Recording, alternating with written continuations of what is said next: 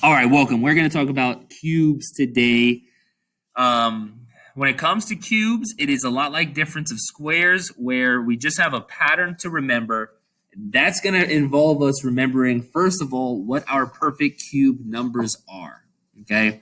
If we ever see x cubed, it's either going to be a GCF question where we're going to try to take an x away, or it's going to be a difference of cubes question, which is easy because if it's a binomial like this, it's probably going to be cubes, right?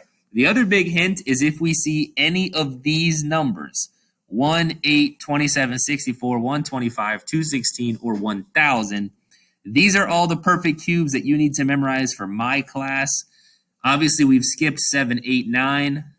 You're not really going to see those numbers, right? 7 cubed is 343, but nobody cares. So we have a pattern to memorize. If you remember difference of squares, this is just a little sketch here. Difference of squares, perfect square, subtraction, that would be x minus 7, x plus 7, right? We know that 49 is 7 squared. We know that x squared is x squared, of course. And so the pattern is really easy. One of them is a minus, one of them is a plus. That's it. Now, it is considerably more difficult for the difference of cubes. There is a pattern that is not mathematically hard, but is a little tricky to memorize. So let's look at it. It's written here, but I like to think about it a different way. I don't like number 1 because 1 is too easy. Let's do number 3. So we've got a cubed minus 64. Is this difference of cubes? Do we have a binomial? Yes. Do we have a perfect cube, a minus? Yes. So we are good. We are about to start our difference of cubes. The first thing that we need for difference of cubes is that we need a binomial and a trinomial. So a little weird here. We're going to have 1, 2, 3, 4, 5 terms. So this one over here needs to be bigger and wider than this one. I think this is the easiest way to start with your parentheses, okay? Now, the next thing that we should do is we should put in our signs, right? We know we're going to have 1, 2, 3, 4, 5 things here. In between those things, there's going to be some sort of plus or minus or plus or, there's going to be some sort of signs in there. So let's sort out what those signs would be. What we can do is remember SOAP. Okay, SOAP is always going to tell us what our signs are. SOAP. And just to give myself some credit, I did a terrible drawing in first period, and this drawing is considerably better. SOAP. SOAP tells us exactly what we need to know. SOAP tells us same, so we're going to use the same sign that we see here. It's a minus, so we put a minus. O is for opposite, so the first one's a minus, the next one should be opposite. Plus. And then this stands for always positive. Always positive. So that one's easy. Boom. Right? If you want to write that down, I'm not going to spend a lot of time here waiting for you to write it down, but pause the video. Same, opposite, always positive. Easy peasy. We're ready to go. Okay, now it's time for the memorization part, the pattern part. Let's use this cool green color. We've got a cubed and 64, and the first part is going to start just like the difference of squares. Okay? A cubed is what cubed? A, right? That's pretty easy. Normally we would have something like x squared, x. And now it's cubed, but it's the same idea. We're basically cube rooting what we see here. Now we're going to cube root the 64. What cubed gives us 64? 4. Now 64 is an interesting number because 64 is a perfect square and a perfect cube, right? There's only a couple numbers like that. I'll let you figure out what those are, but very interesting, right? So you got to be careful. Sometimes a student will put 8 here because 64 is 8 squared, but that's not what we want. We want 4 because it's 4 cubed. Okay, so now that we've got this, we are ready to finish. And this part's pretty easy so far. So here comes the memorization part. The first thing that we need here is going to be a squared. Okay, it's going to be this first one squared.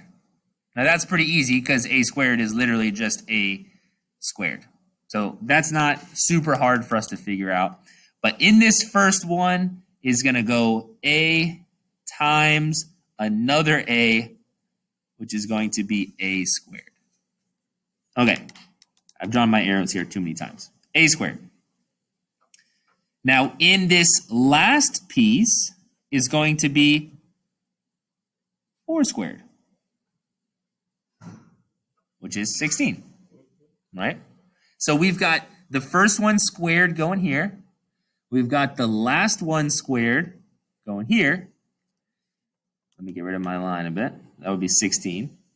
And then in the middle is a and 4 multiplied together, which would be 4a. And I'll just erase that so I don't have to keep going. Oh, wow. Oh. Hardly know how to do that, but.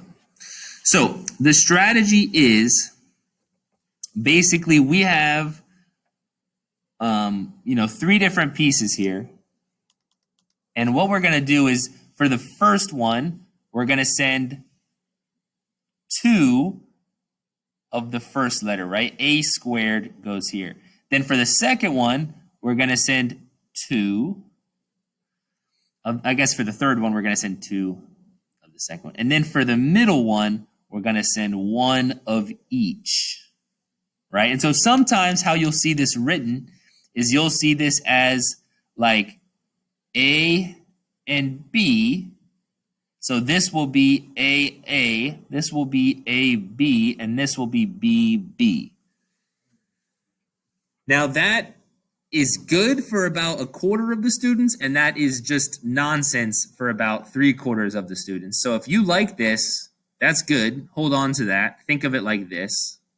If you don't like this, that's okay. Just think of it like A squared, B squared, and then AB, combine them together in the middle. Now, this little pattern, like all patterns, the more you do it, the easier it gets. Okay, so let's go do a much more complicated question. Let's do number 2. Realistically, number 2 is about as hard as it gets when it comes to cube questions. Okay, is everything a perfect cube? Yes, yes, yes, yes. Do we have minus? Yes. Are we good to go? Yes. So we're ready to go. We want a double and a triple. I'm going to go a little bit faster this time. Double, triple. Now it's time to wash our hands with some soap. We want some soap here, right? Same, opposite, always positive. Feeling pretty good, right? We are perfectly set up. Now we're going to focus on getting this first piece over here, and we're just going to do the cube root of everything. The cube root of 64, we just did it, is a 4. The cube root of x cubed is an x. The cube root of 8, what's that? 2, excellent. And the cube root of y, right, that's obvious. Okay, so now we're in great shape. All we need to do now is fill in what goes in these little trinomial areas over here. And what goes over here is, again, if you want to think of it like AA, AB, BB, that's fine. The way I think of it is take the first one and square it and see what you get, right? So 4 squared, 16. X squared, x squared. Right, so don't overcomplicate it. Some people say, but there's 2 things. How do I square them? Just square them one at a time. Now we're going to go to the last piece, and this one is BB, so it's basically the second one times itself, right? So that would be 2 times 2, which is 4, y times y, which is y squared, and then in the middle is going to be A and B combined together with multiplication. So what would that be, Aiden?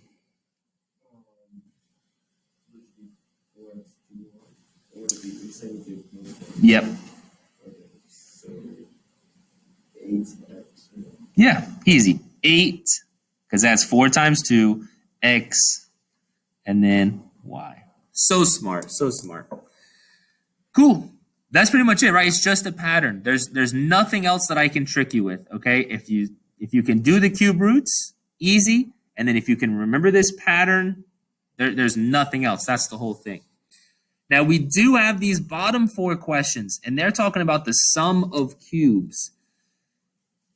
This is a little bit different. It's a little interesting, right? We did difference of squares, but then when we did sum of squares, this question was impossible, if you remember, right? No way to do it with a plus. We said that this number was, or this polynomial was prime, because you cannot factor it. It is impossible. Now, we're talking about cubes here. When it comes with cubes, you absolutely can do sum of cubes. So it is different than squares. You are allowed to do sum of cubes. And the good news is it is the same exact pattern, okay? If we do number 1, I'm going to do 2 questions really fast here.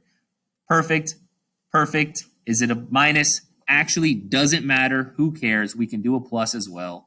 So we're good. So to do this question, we do a double, we do a triple, we do SOAP, same, opposite, always positive. Now this is a little different, but it's still SOAP, right? It's still same, opposite, always positive. So the order is a little different here. But we don't have to remember that because SOAP just kind of does it for us, and we're good. Okay, now we get to do our cube root parts. N cubed comes from N. 125 comes from 5. And then over here, the first one would be the first one squared. N squared. This one would be BB, which is 5 times 5, which is 25. And this one would be both of them multiplied together, 5N. Now, one thing that I'll say is that as you become a better factorer, you will have a question where sometimes you do a factor first and then you get left over with something that you have to factor again. And if you look at this, n squared minus 5n plus 25, this looks like we could factor it again, right? This looks like a shortcut question where we can do 1 times 25, where we get positive 25, and we can do something like this, 1 times 25, 5 times 5. Is there any way we can make a 5 using these numbers addition with these signs, right? Minus 5, that will add together to make 10 or negative 10, right? So even though it looks like we could factor this, you never can factor this. Never can factor. These always will be impossible to factor. So don't feel like you will ever have to do a cubes and then knock out this other part using a trinomial factoring. No, you don't have to do this. You're good. Cool. Let's do one more. Let's do number 3, and we're going to go super, super fast. Perfect cube. Who cares? Perfect cube. Perfect cube. We're going into a double. We're going into a triple. We're doing SOAP. 27 comes from 3. 8 comes from 2. X cubed comes from X. First one squared. Last one squared. 4x squared. And then in the middle, both of them multiplied together. 3 times 2 makes 6x. 6x. There you go. That's it. That's your question. Of course, this part, you can never factor it, so you are done. We are feeling good. That's it. That's factoring cubes. It cannot get any harder. You just have to remember that pattern. You just have to memorize your perfect cube numbers, which is a little tricky. And of course, you just have to memorize soap. How do I stop this?